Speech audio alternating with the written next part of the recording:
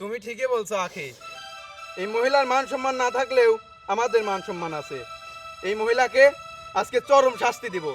আখি, যাও দড়িটা নিয়ে আসো।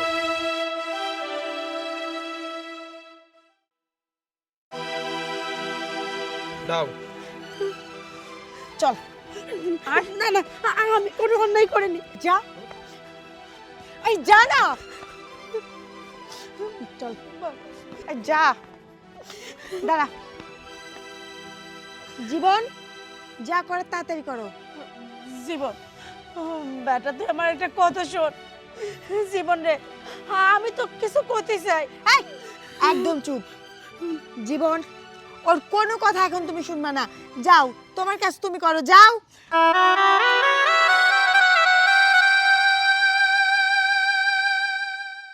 যা, এই যা না। চল, এই যা। দাঁড়া। জীবন, যা করে তাড়াতাড়ি করো। জীবন, বেটা তুই আমার একটা কথা শোন। জীবন রে, আমি তো কিছু করতে চাই। এই, একদম চুপ। জীবন, ওর কোনো কথা এখন তুমি শুনবা না। যাও, তোমার কাজ তুমি করো, যাও। জীবন, তুই তো আমাকে শেষই করে ফেলবো। তুই একবার শুনবো না যে তোর মার সাথে কি হয়েছে? তোর মা কিসের জন্য এরকম করলো? এত কিছুর পরেও কি কথা বলার আছে তোমার, বলো। জীবন, তুমি এটা কি করছো? এই মহিলার সঙ্গে যত সময় আমরা দাঁড়িয়ে থাকবো তত আমাদের জন্য পাপ হবে। তুমি বুঝতে পারছো না? ও তোমাকে ভোলানোর চেষ্টা করছে যেন ওকে তুমি ছেড়ে দাও। দেখো জীবন, সময় নষ্ট করো না, যা করার তাড়াতাড়ি করো। কায়দা কায়দা সব কায়দা খাটাচ্ছে। আহা শ্বশুর আব্বা, মানুষ মরার আগেও তো একটা শেষ ইচ্ছা থাকে নাকি? এত করে যখন বলতেছে মরার আগে শেষ ইচ্ছাটা শুনেই তারপরে মরুক নাকি? হরে বেটা, আমাকে তো মাইরেই ফেলবে। আমার শেষ কথাটা শোন। দেখ আমার সাথে কি হয়েছে, তাহলে তুই বুঝতে পারবো কোনটা তোর মার দোষ আর কোনটা তোর শ্বশুর আর বোর দোষ। হ্যাঁ আম্মা, তুমি কি বলতে চাও বলো। তাহলে শোন আমার সাথে কি হয়েছে। আয় আহা বাবা, দাঁড়া, তুই দাঁড়া। আচ্ছা, তুই তো বোকা কে রে? হ্যাঁ, তুই তো বোকা কে? তুই এই ধরনের কাজ করিস কে? তুই আমার মেয়ে, না জানি আমার চাইতে একটু বেশি চালাক হবু। হ্যাঁ, এইরকম করে কোনোদিন কাজ হাসিল করে পারবো তুই? জীবনেও পারবো না। বাবা, তুমি কি বলছো? আমি তো কিছুই বুঝতেছি না। আমাকে একটু খুলে বলবা? খুলে বলার জন্যই তো তোকে এখানে নিয়ে আসলাম। শোন, এই যে তোর শাশুড়ি, এই বুড়ির সঙ্গে তুই যেটা করছিস এটা একদম তুচ্ছ। এরকম করে কোনো কাজ হবে না তো। এই বুড়ির সঙ্গে পারতে হলে তোকে যা করতে হবে আমার কাছ থেকে শুনে নে। এই বুড়ি আজকে তাও একটু হাঁটাচলা করতে পারে, এই যে কাজ কাম করে না, বসে বসে বসে বসে খায়, এ কতদিন খাওয়াবি তুই? হ্যাঁ, কতদিন খাওয়াবো? আর যখন একটু শরীর পড়ে যাবে তখন বিছনায় শুয়ে থাকবে, বিছনায় পেশাব করবে, বিছনায় পায়খানা করবে, তখন তোরই এইগুলি সাফ করতে হবে। পারবি? হ্যাঁ, বাবা, তুমি এসব কি বলছো? আমি এগুলা করতে পারবো না। তোমার মেয়ে কখনোই বুড়ির হচ্ছে পোশাক পায়খানা পরিষ্কার করবে, এটা তুমি ভাবলা কি করে?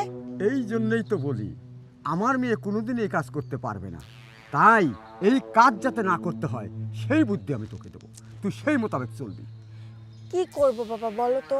শোন, তোর বুড়ির অর্থাৎ তোর শাশুড়ির এই যে সয় সম্পত্তি যেগুলি আছে সবগুলি ছলে বলে কৌশলে সব তোর হাতে দিয়ে দিবি, সব তোর করে নিবি। নেওয়ার পর ঘাড়ে পরে একটা লাথি মারবি, বাড়ির থেকে বের করে দিবি। পথে ঘাটে যখন হাঁটতে বেড়াবে চলবে তখন দেখা হবে, আমি একটা বিস্কুট ছিটাবো আর বলবো আয় তুই খা খা খা। তখন দেখতেও মজা লাগবে, কাজটাও হবে এক নাম্বার। বাবা, সবই তো বুঝলাম, কিন্তু ওই বুড়ি এত সহজে কি এই সয় সম্পত্তি আমার নামে লিখে দেবে? সহজ কেন বলছি? সহজ তুই করে নিবি। আমি তো ওই যে বললাম না একটা কথা, ছলে বলে কৌশলে। তুই আমার মেয়ে, আমি আশা করি অবশ্যই পারবি। অবশ্যই বাবা, অবশ্যই আমাকে পারতে হবে। ওই বুড়িটাকে আমিও আর সহ্য করতে পারছি না বাবা। আমি ওকে এত কাজ করাই, বিশ্বাস করো, তারপরে ও আমার কাছে নত হয় না। ও আমার উপরে থাকতে চায়। অনেক দিন এই সংসারে রাজরানী হয়ে আছে, ওকে আমি একবার আমার পায়ের নিচে ফেলে দেব। বাবা, তুমি শুধু আমাকে সাহায্য করবা আর আমাকে একটু বুদ্ধি দিবা কিভাবে ওই বুড়িটাকে আমার পায়ের নিচে আমি ফেলতে পারি। যে বুদ্ধি দিলাম খালি এই বুদ্ধিটা খাটা, দেখ 8 আনায় 18 আনা হবে। ঠিক আছে বাবা, তুমি যে বুদ্ধিটা আমাকে দিয়েছো আমি এই বুদ্ধি মোতাবেকই কাজ করব, আর ওই বুড়ির থেকে সমস্ত সয় সম্পত্তি আমার করে নেব। হ্যাঁ শোন, আমার কিন্তু মনে বড় আশা রে মা। তোকে আমি এই বাড়িতে রাজরানী হিসাবে দেখতে চাই, এবং তুই একা, আর তোর পাশে কেউ থাকবে না, ঠিক আছে? ঠিক আছে বাবা, আমি তোমাকে কথা দিচ্ছি, ছলে বলে কৌশলে ওর থেকে সয় সম্পত্তিগুলা আমার নিজের নামে করে নেব। ঠিক আছে, আর আমিও তোকে কথা দিচ্ছি, তোর জন্যে আমি বুদ্ধিও দেব, তোর জন্যে আমার দোয়াও থাকবে। চল চল।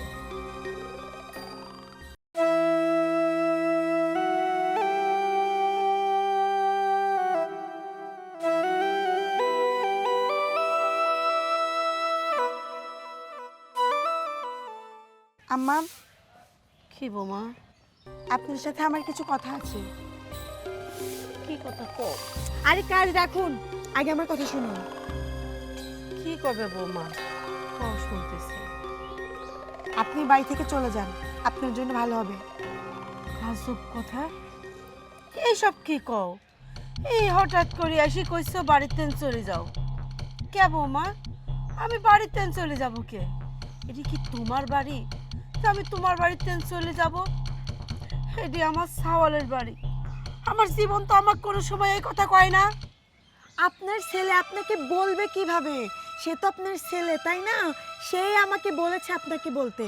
আর এই যে আপনার ছেলে, এই যে এখন এত কষ্ট করে রোজগার করে, এই টাকাগুলো যে আপনি শুধু শুধু বসে বসে খরচ করতেছেন, আপনার কি একটু বিবেকে বাধা দেয় না যে আপনার ছেলের একটু উন্নতি হোক?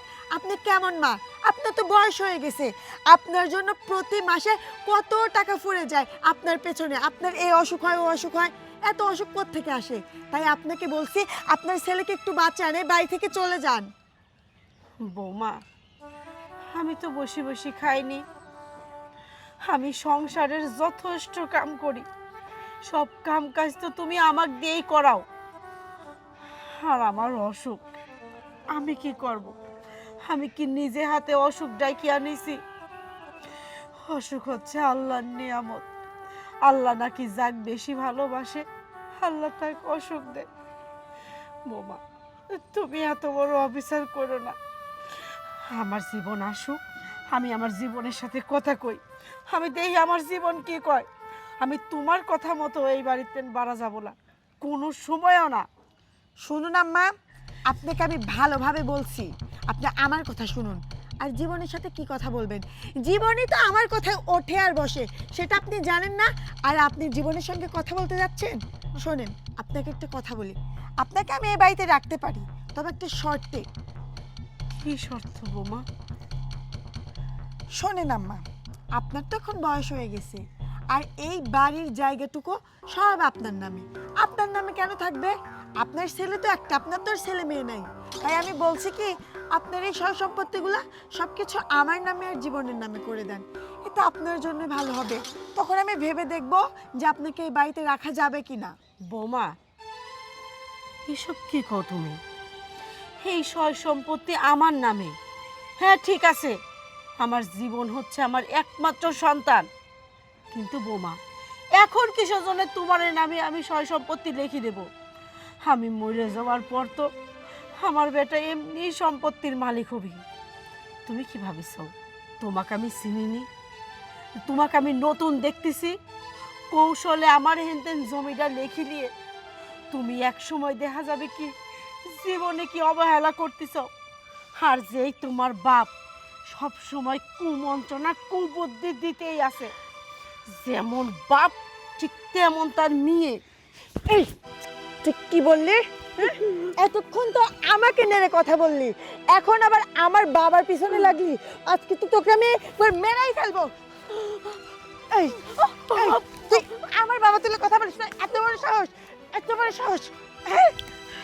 বল, আর জীবনে বলবি, বলবি? না না, তোকে আজকে আমি একবারে শেষ করে ফেলবো। বল, আমার বাবা নিয়ে আর তুই কোনো কথা বলবি? তোর এত বড় সাহস, তোর সাহস দেখে আমি অবাক হয়ে যাচ্ছি। তুই আমার বাবা তুলে কথা বলিস?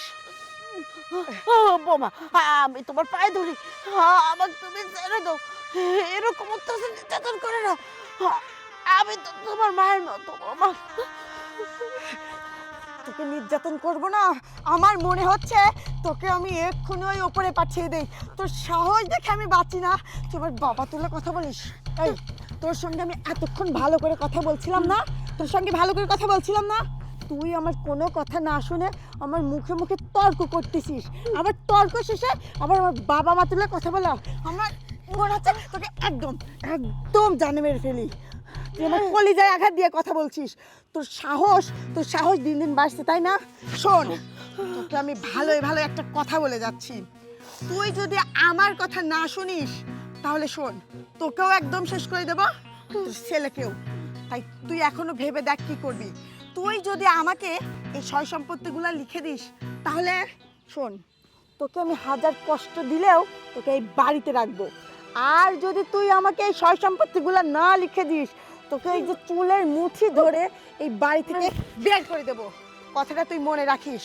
এখনো তুই ভেবে সিদ্ধান্ত নে যে তুই কি করবি, তোর ভালো চাস নাকি খারাপ চাস। যা।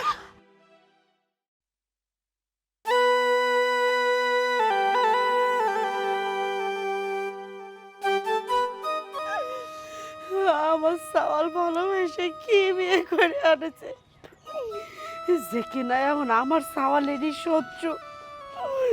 সয় সম্পত্তি না পাইলে আমারও কষ্ট, আমার সাওয়ালেরও কষ্ট।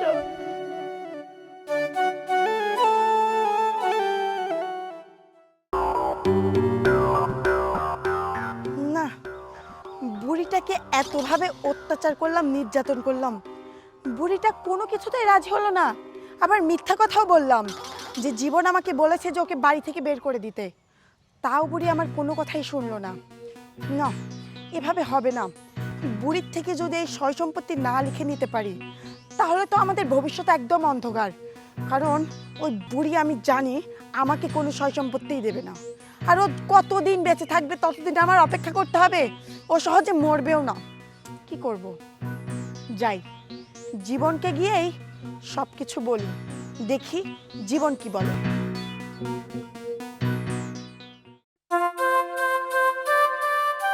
দাঁড়াও, হ্যাঁ, কি হয়েছে বলো? তোমার সাথে আমার কিছু কথা আছে। বলো। আচ্ছা, তুমি কি চাও যে আমাদের সংসারটা একবারে শেষ হয়ে যাক, আমাদের সংসারে কোনো আয় উন্নতি না হোক? কেন চাবো এটা? আর কি হয়েছে সেটা তুমি ক্লিয়ারলি বলো। কি হচ্ছে না তুমি কি কিছুই বোঝো না?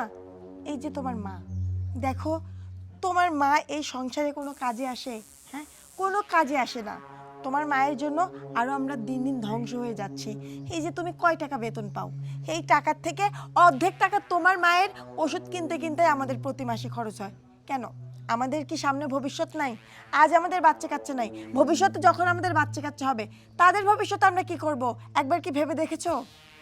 দেখো আখি, উন্নতি করার জন্যে আমি আছি, আর আমার মা থাকলে সমস্যাটা কি? তোমাকে আমি বোঝাতে পারছি না। তোমার মা তো এখন তাও সুস্থ আছে, তাই ওনার প্রতি মাসে এত টাকার ওষুধ লাগে। যখন আরো অসুস্থ হয়ে যাবে তখন কত টাকা আমাদের অব্যয় হবে সেটা কি তুমি জানো? শোনো, তোমাকে আমি ভালো একটা পরামর্শ দেই। আমি কখনোই চাইবো না যে আমাদের সংসার এইভাবে ঢলসে যাক। তোমার মাকে তুমি বাড়ি থেকে বের করে দাও। তোমার মাকে কেন শুধু শুধু বাড়িতে বসে বসে খাওয়াবা? তোমার মা কি কোনো কাজে আসে? কোনো কাজেই আসে না। একটা জিনিস ভেবে দেখো, এই যে এই বাড়ির জায়গাটা, এই জায়গাটাও কিন্তু তোমার মায়ের নামে। তোমার মা কেন নিজের নামে করে রেখেছে? এটা তো তোমার মায়ের লাভ কি? তোমার মায়ের তো আর কোনো সন্তান নাই যে তার নামে লিখে দেবে। তুমি একমাত্র সন্তান, কিন্তু তোমার মা কিন্তু তোমাকে বিশ্বাস করে না। যদি বিশ্বাস করতো না, এতদিনে কবেই তোমার নামে লিখে দিত। দেখো আখি, আমি এত কথা বুঝি না, আমার আম্মা এই বাসাতেই থাকবে। আমি জানতাম তুমি আমার কথা শুনবা না, আর যে কথাটা আমি তোমাকে বলতে চেয়েছিলাম না সেটাও এখন বলতে বাধ্য হব। শোনো, তুমি তোমার মায়ের সম্পর্কে কিছু জানো? কিছুই জানো না, কারণ তুমি তো সারাদিন অফিসে থাকো। তোমার মা সারাদিনে কোথায় কি করে বেড়ায় এই খবর কি কখনো তুমি রেখেছো? কি বলতেছো তুমি? তুমি কি বলতে চাও একদম ক্লিয়ারলি বলো। তোমাকে আমি ক্লিয়ার করেই বলছি, তোমার মা এই বয়সে এসে পরপুরুষ ডেকে এনে ফষ্টি নষ্টি করে। সেদিন তো আমার কাছে হাতে নাতে ধরা খেয়েছে। ওই বাগানের মাঝে একটা পরপুরুষকে ডেকে এনে কোলের মাঝে মাথা রেখে মাথা নেড়ে নেড়ে দিচ্ছে। এইগুলা যে আমি দেখেছি, এটা আমি না দেখে যদি অন্য কেউ দেখতো, তোমার মান সম্মান কোথায় যেত একবার কি ভেবে দেখেছো? আখি, তুমি কিন্তু বেশি বলতে চাও। তুমি কি বলতে চাও? তোমার কি সেই নলেজ আছে? আমার আম্মা নাকি ফষ্টি নষ্টি করে বেড়ায়, আমি তো কোনোদিন দেখলাম না। কেন তোমার আম্মা কি তোমাকে দেখিয়ে দেখিয়ে ফষ্টি নষ্টি করবে? হ্যাঁ, আমি জানি তুমি কখনোই আমার কথা বিশ্বাস করবে না, কারণ আমি তো পরের মেয়ে, আর ও তো তোমার মা। নিজের বাবা মায়ের সম্পর্ক কেউ যদি কোনো কথা শোনে, কোনো সন্তানই বিশ্বাস করতে চায় না, আমিও বিশ্বাস করতে চাইবো না। তবে একটা কথা, আমি তোমাকে যে কথাটা বললাম এটা একদম সত্যি কথা। আমি তো এতদিন তোমার মায়ের সম্পর্কে কোনো বাজে কথা বলিনি, এখন কেন বলছি? কারণ আমি যেটা স্বচক্ষে দেখেছি সেটাই তোমার কাছে বললাম। দেখো, এ ধরনের কথা আর তুমি আমাকে বলবা না। আমার অফিসে লেট হয়ে যাচ্ছে, আমি এখন আসি।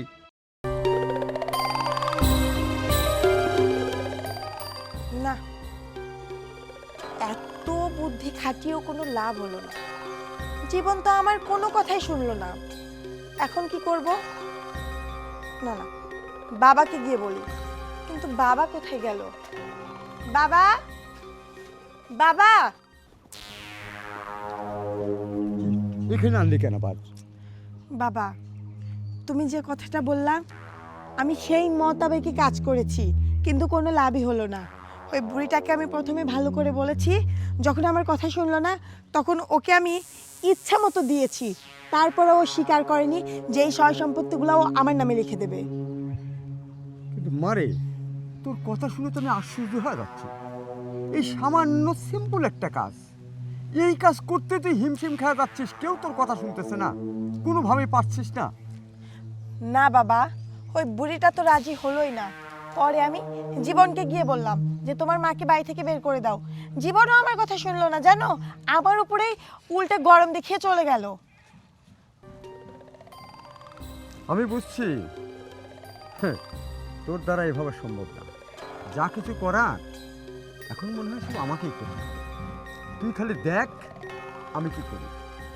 বাবা, যেখানে আমার শাশুড়িকে আমি সোজা করতে পারলাম না, সেখানে তুমি কি করবা?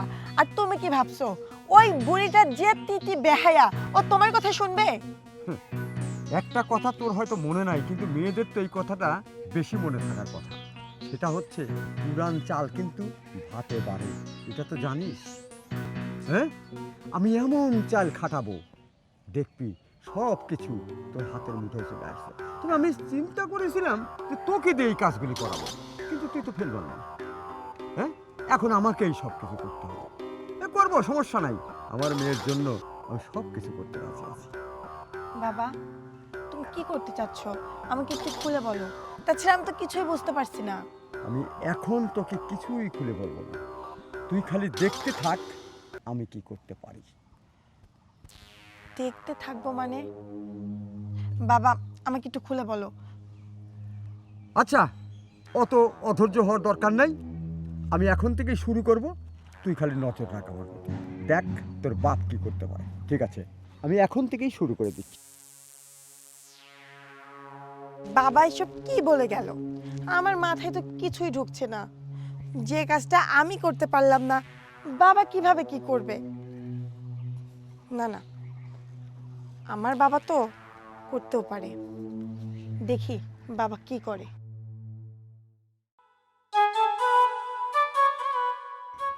রিয়ান, বসে আছেন? হবে আর কিছু করবেন? হয়, করার জন্যই তো আসলাম। শোনেন, আমি কই কি এখন কিভাবে যে বলি আপনি কিছু মনে করেন না, আমার বলা ঠিক না, তাও বলা লাগতেছে। বিয়াই, আপনি নির্দ্বিধায় কন আমাকে কইবেন, আপনার কোনো অসুবিধা নেই, কন। আচ্ছা ঠিক আছে, এই যে আপনি অভয় দিলেন, এখন একটু সাহস পাবো। এই এই যে আপনি যে সয় সম্পত্তি, এই আপনি যদি এখন এই ধাম করে যদি চোখ বন্ধ করেন, কারা পাবি? ওই আপনার ছেলে, আপনার ছেলের বউ, এরাই তো খাবি, না পাড়ার মানুষ তো আর খাবি না। বাইসে থাকতে থাকতে যদি ওদের আপনার সম্পদগুলি দিয়ে দিতেন, ওরা একটু নিশ্চিন্ত হতো। কারণ সংসারে ধরেন যে সয় সম্পত্তির ঝামেলার জিনিস, দিয়ে দেন গা, দিয়ে দেন গা, ওরাও খুশি থাক, আপনাকেও সযত্নে রাখবি। দেখেন বিয়াই, সি সি সি সি সি, মানে আপনার মেয়ে কয় এই সম্পত্তি দেন, সম্পত্তি দেন, কিন্তু শেষ পর্যন্ত আপনিও এতদিন মেয়ে কুসকাইছেন, এখন সরাসরি আমার কাছে চলে আইছেন সম্পত্তির জন্য। বিয়াই মনে রাখবেন, আমার কিন্তু একমাত্র সওয়াল, আমার কিন্তু আর 6 সন্তান নেই, আর আমি মরে গেলে এই সহায় সম্পত্তি কিন্তু আমার জীবনই পাবি। আপনি কি ভাবেছেন আমি বাইসে থাকতে এই সয় সম্পত্তি জীবনের নামে লিখে দেব, তারপরে কলা কৌশলে আমার জীবনের থেকে এই সয় সম্পত্তি আপনারা লিখে নিয়ে আপনার মেয়ে নিয়ে চলে যায় অন্য জায়গায় বিয়ে দিবেন? ওইটা আমি হতে দেব না। নে সাপ সাপ করে দিচ্ছি, ভদ্রভাবে যদি এই বাড়ি থাকতে পারেন থাকেন, না হলে কিন্তু আমি আমার সাওয়ালের কাছে সব কথা কয়ে দেবো আপনি কোন ধরনের লোক। রে বাবা, রে বাবা, আমি যেটা ধারণা করেছিলাম সেটা তো না। শরীর চলে না, তার তেজ দেখে আমি বাঁচি নে। মনে হচ্ছে সারা গায়ে খালি তেলই, তেল খাটানোর আর জায়গা পাচ্ছেন না। বিয়াই, আপনার মতো না আমার শরীর না। শোনেন বিয়াই, আপনি যেরকম নিজের বাড়ি ফালাই রেখে এসে মেয়ের বাড়ি বসে গপে গুপে খাচ্ছেন, আমি তো ওইটাই পারিনি। আমার সাওয়ালের বাড়ি এক মুঠ ভাত খেতে হলেও বেটার বোর হাতে মার কিল ঘুষি খায় তারপর ভাত খাওয়া লাগে, আর আপনি আরামে আয়েসে জামার বাড়ি বসে গন্ডে পিন্ডে গিলতেছেন। আপনি তো একটা হায়া লজ্জাহীন লোক। আপনার কোনো হায়া লজ্জা থাকলে আপনি এই বাড়ি থাকতেন না, এই বাড়িতে চলে যেতেন। এরে বাবা রে, যেভাবে করছেন তাতে মনে হচ্ছে না আপনি জমিদার। যার যার আহার আল্লাহ তার নির্ধারণ করে রাখেছে, আমি সেই আহার খাই, সেই রেজেক খাই। তবে এভাবে কাজ হবে না। ঘটনা বদলাতেও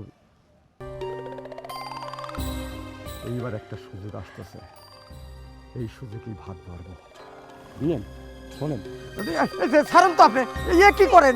না না, আমি আপনার বিয়ে না, মান সম্মান। কি করতেছো তুমি? আমার শ্বশুরের সাথে তুমি এইসব কাজ? সি সি সি সি সি। থাম জীবন, মান তুই সম্মান যেটা দেখেছিস সেটা ভুল। তোর শ্বশুর একটা পাক্কা বিয়াদব।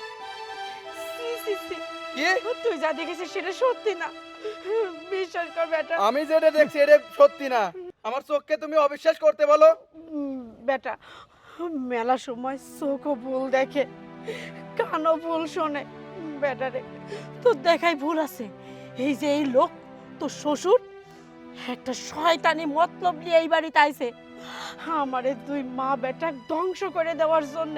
আম্মা, অনেক হয়েছে, আর একটাও মিথ্যা কথা বলবা না। এখন আমি দেখতেছি আখি যা বলছে তা তো সত্যি। এতদিন আখি আমাকে বলছে, আমি তো এগুলো কথা বিশ্বাস করি নাই। আজকে দেখতেছি এটাই তো সত্য। না বাজান, এই দুই মেয়ে আর বাপের একটা ষড়যন্ত্র। ওরা এগুলি প্ল্যান করে করতেছে, তুই এগুলি বিশ্বাস করিসনি। ওরে ফাঁদে তুই পা দিসনি বেটা। দেখেছ বাবা, তুমি আমাকে আবার ভুল বুঝো না। তুমি তো নিজের চোখে সব দেখলে। হ্যাঁ, কিভাবে কি আল্লাহ আমার ইজ্জতটা বাঁচাইছে। দেখেছো জীবন, আমি তোমাকে কেন মিথ্যা কথা বলতে যাব? এতদিন তোমার মা অন্য সব পরপুরুষ ডেকে এনে ফষ্টি নষ্টি করেছে, এখন কোনো পরপুরুষকে পাচ্ছে না, আমার বাবাকে পেয়েছে, আর আমার বাবার সঙ্গে খারাপ কিছু করতে চেয়েছে। কিন্তু দেখো, আমার বাবার চরিত্র তোমার মায়ের মতো না। তোমার মা তো একটা নষ্টা মহিলা, তোমার মায়ের চরিত্র খুব খারাপ। আমি অনেকবার তোমাকে বলার চেষ্টা করেছি, কিন্তু আমি বলিনি তোমার মায়ের মুখের দিকে তাকিয়ে যে এই বয়সে ওনার মান সম্মান চলে যাবে তোমার কাছে। কিন্তু আমি শেষ পর্যায়ে না বলে থাকতে পারলাম না। কিন্তু দেখো, তোমার মা আমার উপর প্রতিশোধ নেওয়ার জন্য আমারই বাবার সাথে আখি, তাহলে এখন আমার কি করা উচিত? বাবা, আপনিই বলেন, এখন আমি কি করব? আরে কি করা উচিত তুমি বুঝতে পারছো না? তুমি কি চাও যে তোমার এরকম কলঙ্কিনী মায়ের সঙ্গে একই বাড়িতে থাকতে? তোমার জায়গায় যদি আমি থাকতাম না জীবন, আমি ওই রকম মাকে একদম গলা টিপে মেরে ফেলে দিতাম। আমি কখনোই ওই মায়ের মুখ দেখতাম না। তুমি জানো তোমার ওই মায়ের মুখ দেখাও পাপ, আর তোমার ওই মায়ের সঙ্গে তুমি একই বাড়িতে থাকবে। ছি ছি ছি, আজকে আমার বাবার উপর নজর দিয়েছে, আবার কয়েকদিন পরে এই পাড়া ঘরের প্রত্যেকটা পুরুষের দিকে নজর দিবে, তখন আমাদের মান সম্মান কোথায় যাবে? একবার কি ভেবে দেখেছো? তুমি ঠিকই বলছো আখি। এই মহিলার মান সম্মান না থাকলেও আমাদের মান সম্মান আছে। এই মহিলাকে আজকে চরম শাস্তি দিব। আখি, যাও দড়িটা নিয়ে আসো। তুমি একদম সঠিক সিদ্ধান্ত নিয়েছো জীবন। আমি তো এইটাই তোমাকে বোঝাতে চাচ্ছি, ওর সঙ্গে যদি তুমি থাকো না, তোমারও পাপ হবে। ওই আল্লাহ তোমাকে পাপ দেবে, কারণ ওই একটা নষ্টা চরিত্রহীন মহিলা। ওকে যদি শাস্তি তুমি না দাও, তাহলে ওর দেখা দেখি আরো পাড়া ঘরের মহিলারা খারাপ হয়ে যাবে। তুমি দাঁড়াও, আমি এক্ষুনি দড়ি নিয়ে আসছি।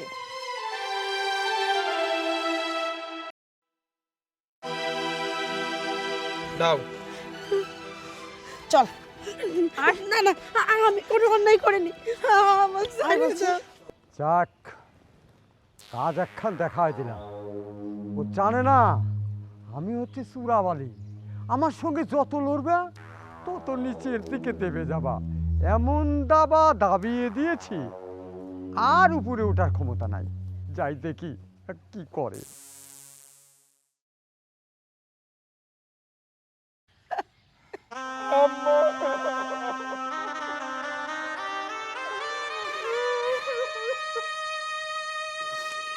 জীবন,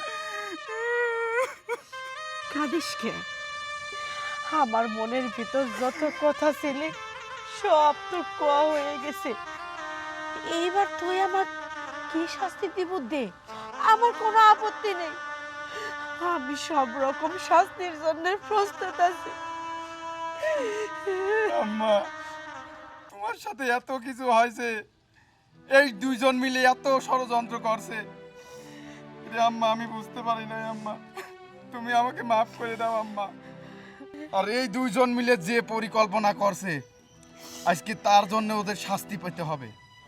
আম্মা, এদেরকে আমি আর বাসায় রাখবো না আম্মা। বাজান, বৌমা আমার সাথে আগে থেকে খারাপ ব্যবহার করতি না জানিস। যখন থেকে ওর বাপ আসলো, ঠিক সেই দিন তিনি বৌমার রূপ বদল হইল, আমার সাথে ওই ধরনের খারাপ আচরণ করতে লাগলো।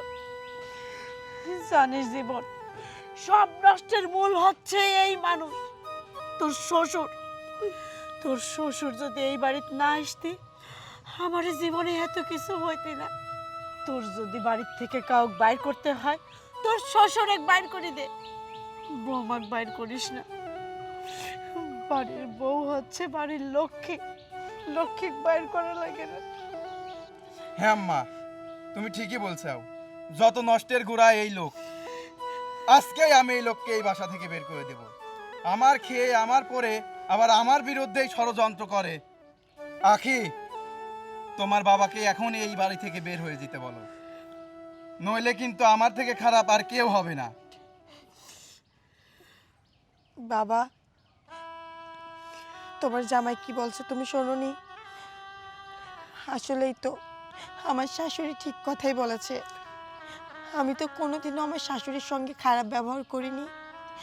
আমি ওনাকে আমার নিজের মায়ের মতো সম্মান করছি, ভালোবাসছি। কিন্তু তুমি আসার পর থেকে আমার শাশুড়ি আমার কাছে চিরশত্রু হয়ে গেল। বাবা, একটা কথা চিন্তা করো, আমাদের সংসারে তো আমি, জীবন আর আমার শাশুড়ি ছাড়া কেউই নেই। আমার শাশুড়িকে যদি আমরা এভাবে বাড়ি থেকে বের করে দেই, এত অত্যাচার করি, তাহলে তাহলে আল্লাহ যে আমাদের ক্ষমা করবে না। জীবনের তো বাবা নেই, জীবনের এই মা জীবনকে এত কষ্ট করে এত বড় করেছে, মানুষের মতো মানুষ করেছে। আমার সঙ্গে বিয়ে দিয়ে নিয়ে আসার পরে এই মানুষটা কোনোদিনও আমার সঙ্গে খারাপ ব্যবহার করেনি, আমাকে নিজের মেয়ের মতো ভালোবাসছে। আর আমি সেই মাকে তোমার জন্য কষ্ট দিয়েছি। বাবা, তোমার মতো বাবা আমার জীবনে দরকার নাই। তুমি আর কোনো দিনও আমাদের বাড়িতে আসবে না। আমি মনে করব আমার কোনো বাবা মা নেই, আমি এতিম। এই দুনিয়াতে আমার শাশুড়ি আমার সব, আমার স্বামী আমার সব কিছু। এই দুইজন মানুষ ছাড়া এই দুনিয়াতে আমার আর কেউ নেই। তুমি চলে যাও বাবা, এই মুহূর্তে এখান থেকে চলে যাও। আর কোনোদিনও তোমার এই মুখটা আমার সামনে নিয়ে আসবে না। যাও, চলে যাও।